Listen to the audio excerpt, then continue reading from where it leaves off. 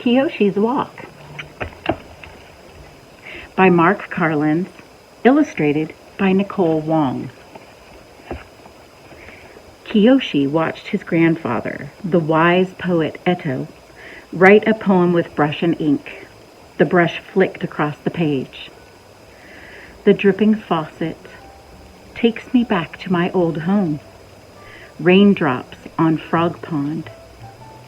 The words made Kiyoshi smile.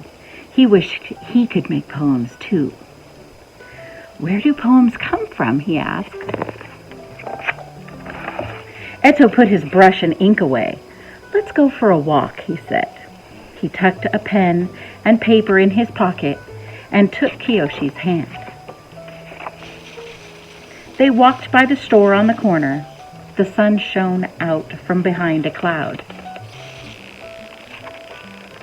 Eto stopped and wrote, "Hill of orange suns, cat leaps, oranges tumble. The cat licks his paw." Kiyoshi felt puzzled. Does that mean poems come from seeing things? They kept walking. Kiyoshi noticed a flower growing out of a crack in the sidewalk. A girl whooshed by on roller skates. At a sound, Kiyoshi and Eto looked up. Eto wrote, "The sky calls to us. Pigeons, the whir of feathers. Our arms could be wings."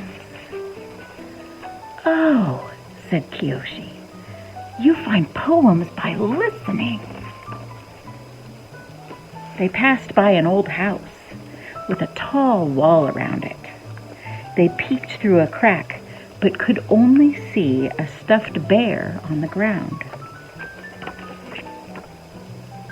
Eto took out his pen and wrote, "His boy moved away. Lying by the empty house, a lonely bear waits." "Yes," said Kiyoshi. "Poems come from your imagination." Finally, Kiyoshi and Eto reached the river. Eto sat under a tree while Kiyoshi fed crackers to some ducks. He felt a damp breeze as the sun drifted lower.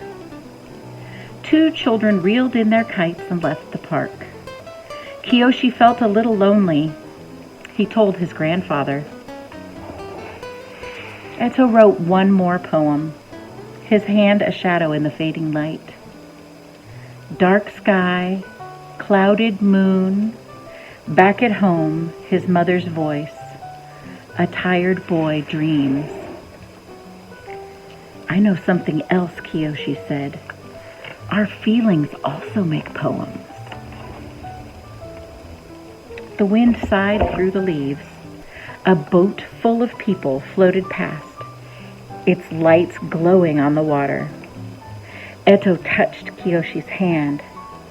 "Now do you understand where poems come from?" he asked. Kiyoshi thought for a few seconds. "They come from here," he said, and opened his arms wide to take in the river and the sky and the distant buildings. "And they come from here," he said, and pointed to his own heart. "Yes," said Eto, "and they come from the way the two come together," he said. He brought his hands close, touching one to the other. They sat for a moment in silence. "May I write a poem?" Kiyoshi said. Eto nodded. Kiyoshi took a deep breath and wrote, "In the cool spring night, the wind's dance makes me shiver. Your voice keeps me warm." Eto read his grandson's poem. He smiled. Kiyoshi slipped his hand into his grandfather's. Under the streetlights, they began their long walk home. And in everything, there was a poem.